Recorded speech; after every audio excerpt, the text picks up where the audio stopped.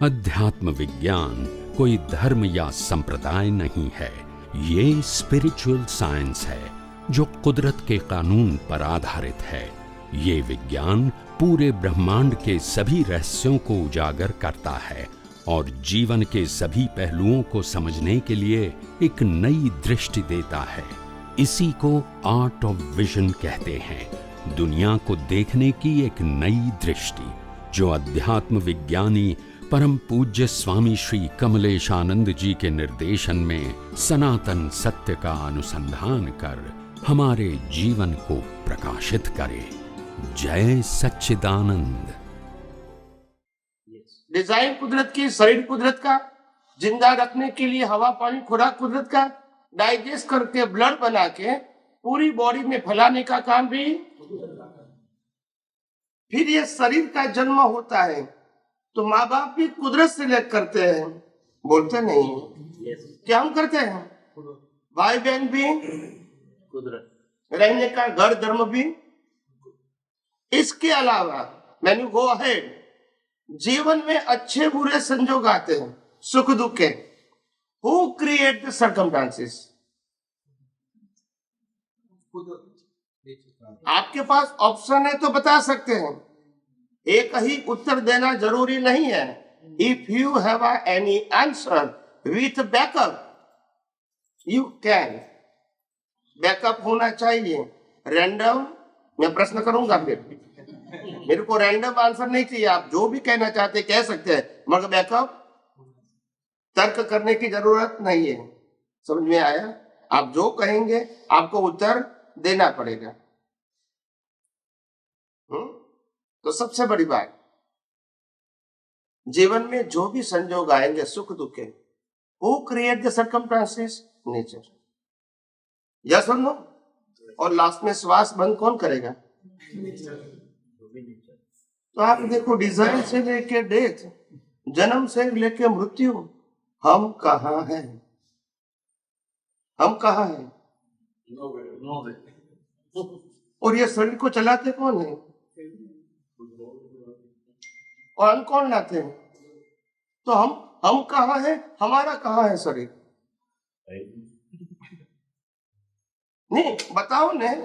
मैं आपको प्रश्न करता हूं, ये शरीर में हम कहाँ है और शरीर को चलाने का कंट्रोल हमारे पास कहाँ है? दो प्रश्न का उत्तर दीजिए। On the two simple question, शरीर में हम कहाँ हैं और शरीर पर हमारा कंट्रोल कहाँ है? हमारा कंट्रोल कहाँ है, ये मैं कहता हूं। कोई जगह है या नहीं? बोलिए। इतने पढ़े लिखे लोग क्यों नहीं बोलते हैं? नहीं है। मैंने मेरा प्रश्न कर्म फल है कि नहीं? मेरा सिंपल क्वेश्चन है, हम शरीर के एंगल से हम कहाँ हैं और शरीर के ऊपर कंट्रोल हमारा कहाँ है? हम शरीर है कि नहीं? नहीं। शरीर पर हमारा कंट्रोल है कि नहीं? नहीं है। उतना ही पूछता हूं मैं। संजोग कौन लाता है वो मेरा अभी प्रश्न नहीं है। जो मैंने पहले भी कहा था कि शरीर कौन है और किसका है, कौन चलाता है, आपको समझ में आ गया?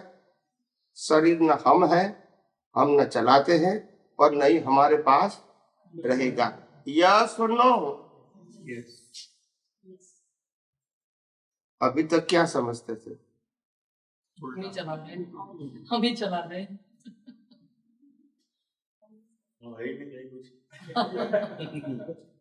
देखो कितना अज्ञान, और फिर कहते हैं आत्मा का अनुभव करते हैं। इतने अज्ञान के साथ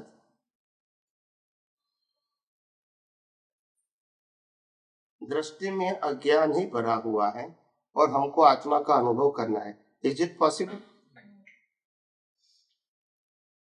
ज्ञानी पुरुष दादा भगवान ने कहा, शब्द ज्ञान से सॉल्यूशन नहीं है, अनुभव ज्ञान से है।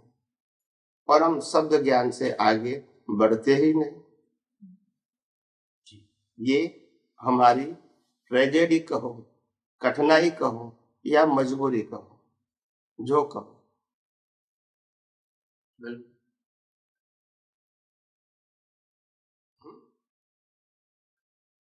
तो पहले सबसे पहली बात, न हम शरीर है, न हम शरीर को चलाने वाले हैं, और शरीर के साथ जुड़ा हुआ सत्ता संपत्ति संबंध साधन के मालिक भी, और शरीर जो भुगतान करता है वो भुगतान करने वाले भी। हम शरीर नहीं है, करता नहीं है, भोगता नहीं है, मालिक भी। और अगर ये नहीं है तो ये किसका है? नेचर। समझ में आया? So the nature is a creator, operator and destroyer. The second name, generator, operator, destroyer, G-O-D. बोलते हैं। हम और किसी को गॉड कहते हैं। गॉड का मतलब जनरेटर, ऑपरेटर एंड, और the second name is law of nature. हम इसको गॉड मानते थे क्योंकि हमको मालूम नहीं था। यस और नो? Absolutely yes. और अगर हम शरीर नहीं है, चलाते नहीं है, और उसके मालिक नहीं है, भोगता नहीं है, करता नहीं है, हमारा शरीर भी नहीं है, ऐसे दुनिया की कोई भी व्यक्ति का शरीर का वो चलाने वाला और बनाने वाला मालिक हो सकता है? नहीं हो सकता। ये ज्ञान होने के बाद राग द्वेष कैसे होगा वो बताइए। दुनिया के सभी व्यक्तियों का शरीर यानी मन वचन काया को चलाने वाला वो नहीं है, भुगतान करने वाला वो नहीं है, और मालिक भी वो नहीं। सभी व्यक्तियों का शरीर बनाना, चलाना, अंत लाना कुदरत का काम है। तो राग द्वेष करने की आवश्यकता है, हाँ या ना? इसमें कोई चमत्कार की जरूरत है? कोई क्रियाकांड की जरूरत है? कोई व्यक्ति को मानने की जरूरत है? कोई भगवान को मानने की जरूरत है? अंदर मंदिर में जाएंगे तो ही ये ज्ञान समझ में आएगा, मंत्र बोलेंगे तो ही आएगा, कि विज्ञान समझने की जरूरत है? विज्ञान। हम क्रियाकांड से बाहर निकले ही नहीं, और क्रियाकांड शरीर करता है, तुम करते हैं, मगर मानते हैं कि मैं करता हूं। मानने में क्या जाता है? यस और नो? एक छोटा बच्चा था, 10 साल का, 5वीं कक्षा में पढ़ता था। उनके पिताजी ने कहा, मैं आपकी मैथ्स की एग्जाम लेना चाहता हूँ। बच्चे ने कहा, ले लो, मेरे को सब कुछ आता है।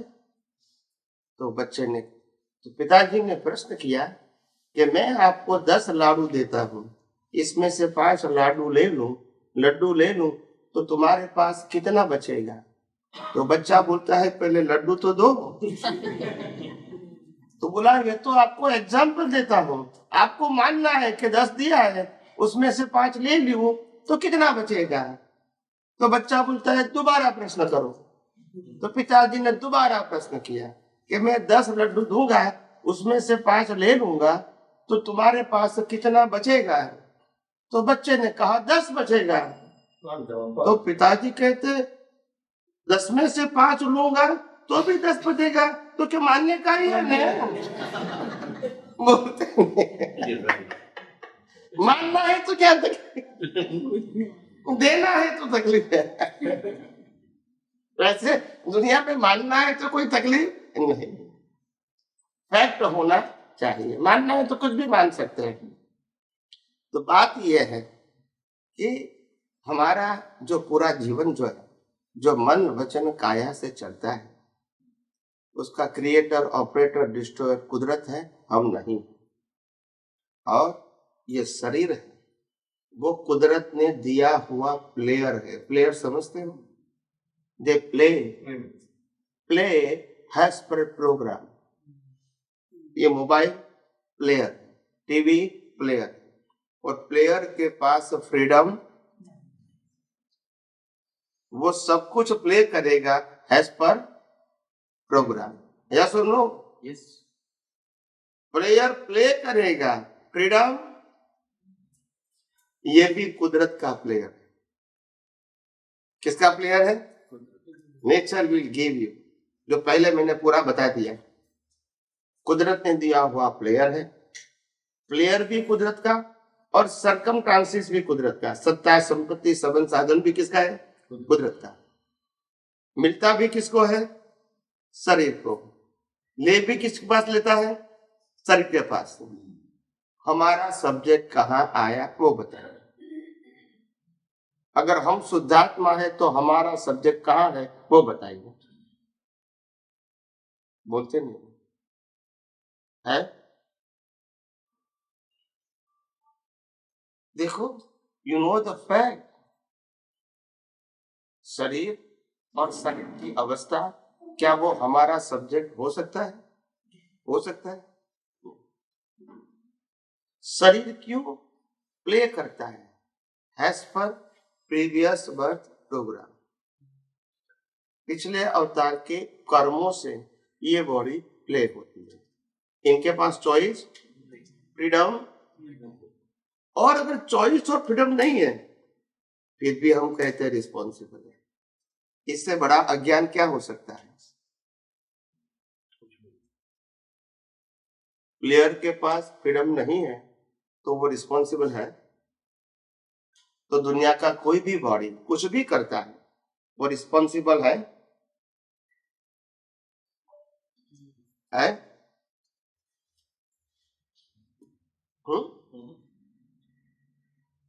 तो बात ये है, क्योंकि हम जब तक सच्चाई नहीं जानेंगे वहां तक आध्यात्म के मार्ग में आगे बढ़ना संभव नहीं। हम सब फॉर्मेट के पीछे घूमते हैं और फॉर्मेट को मुक्ति का मार्ग मानते हैं, और फॉर्मेट से अध्यात्म से कोई मतलब नहीं। और मैंने कहा फॉर्मेट रिलीजियस के लिए होता है, स्पिरिचुअल में फॉर्मेट नहीं होता है। और फॉर्मेट का मतलब है एक भगवान का टाइटल, एक गुरु का टाइटल, एक मंदिर का टाइटल, एक मंत्र का टाइटल, 5वां शास्त्र का टाइटल, संस्था का टाइटल, रिचुअल्स का टाइटल, वर्तमान गुरु शिष्य का टाइटल और वरघोड़ा। ये 9 चीजों का एक नाम है फॉर्मेट। वो दुनिया के सभी धर्मों में है। यस और नो? इसी से आत्मा और आत्मा की अनुभूति से कोई कंसर्न नहीं। वो पाप पुण्य और प्रायश्चित के लिए है। किसके लिए है? पाप पुण्य और प्रायश्चित। ये मुक्ति के मार्ग में या आत्मा की अनुभूति के मार्ग में उसका कोई रोल, मगर चारों गति में घूमना है तो इसका रोल है। देव गति में जाना है तो भी हेल्प करेगा, मनुष्य भोग अच्छा चाहिए तो भी हेल्प करेगा, मुक्ति के मार्ग में वो हेल्प। तो फॉर्मेट का रोल है 4 गति में घूमना, और फॉर्मेट से ऊपर जाना, सनातन सत्य को जानना, मानना, यूनिवर्सल ट्रूथ को मानना, कुदरती कानून को मानना, और सभी प्रकार की मालिकी भाव, कर्ता भाव और भोक्ता भाव की अज्ञानता को इरेज करना, उसका नाम है स्पिरिचुअल पाथ। संप्रदाय और स्पिरिचुअल, दुनिया में 3 प्रकार का स्टेज है। पहला स्टेज है सामाजिक, सोशल, दूसरा है धार्मिक और तीसरा है स्पिरिचुअल। सोशल और रिलीजियस दोनों रिलेटिव व्यू पॉइंट है, व्यवहार सत्य के ऊपर आधारित है, विजिबल एंड फिजिबल है।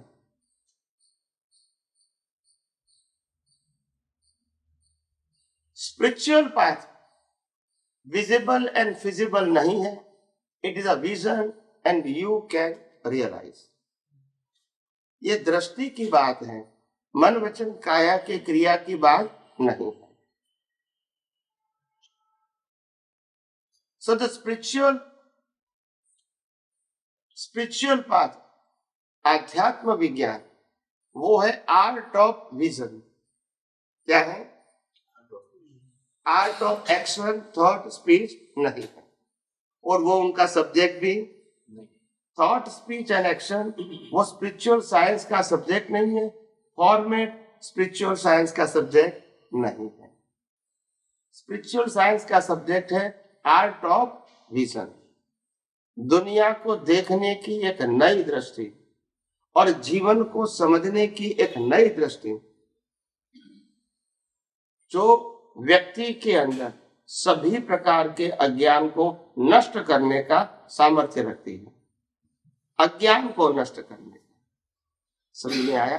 और अज्ञान की डेफिनेशन स्पिरिचुअल साइंस में क्या है? किसको अज्ञान कहते हैं? बिल्कुल ध्यान से सुनना। अज्ञान का मतलब रिलेटिव ट्रूथ। क्या बताया? वो अज्ञान है। एवरी रिलेटिव ट्रूथ वो अज्ञान है। क्योंकि रिलेटिव ट्रूथ कुदरत का था, है और हमारा, वो हमारा मानना वो अज्ञान है। वो है वो अज्ञान नहीं। वो हम है, हमारा है मानना वो अज्ञान है। और विजन में से इसी को इरेज करना है। मन वचन काया को बदलना नहीं है। But change your vision, correct your vision and try to set up the fact of universe. सनातन सत्य क्या है? जो था, है और रहे। वो विजन हमारे दृष्टि में सेट करना है। आएगा, चला जाएगा, जन्म होगा, नाश होगा, वो विजन से हमको कोई मतलब नहीं है। ये इनके साथ जुड़ा हुआ है और ये हम नहीं है। इसको चलाने वाले नहीं है, इसका अंत करने वाले नहीं है। फिर इनके पीछे हमारी अवेयरनेस क्यों स्पेंड करें? जब जन्म से मौत तक की सभी अवस्था, before you born in this universe, everything is decided as per the previous birth program. It is not require more attention and awareness. Yes or no? और जितना attention awareness इसमें रखोगे इतना पजल ही क्रिएट होगा।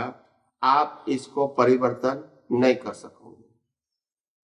राम है तो भी वन में जाना पड़ेगा और राम की सीता भी उठा के ले जाएंगे और रावण भी आपका नहीं मानेंगे। युद्ध करना ही पड़ेगा, नो चॉइस। कृष्ण भगवान का जेल में जन्मे होगा, जेल में होगा, माँ बाप छोड़ना पड़ेगा, दुर्योधन नहीं मानेगा, युद्ध करना ही पड़ेगा, नो चॉइस। भगवान महावीर को 28 एट द एज ऑफ 28 उनको दीक्षा लेने की भावना अपने बड़े भाई भाभी को व्यक्त किया, मनाई कर दिया और 30 साल की उम्र में दीक्षा लिया और 42 इयर्स वो जंगल में ही घूमे। कोई मकान में उन्होंने निवास नहीं किया। 42 इयर्स तीर्थंकर भगवान महावीर। और उपसर्ग परिसर आए, सर्प डाउंस और कान में सोल। आप समझे? क्या ये चॉइस थी? तेजोलेशा गोसालक की चॉइस थी?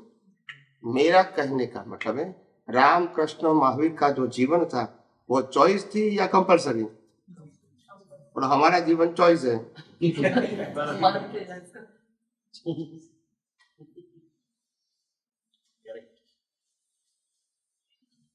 Life is a not choice. Life is a suffering as per the previous birth cause.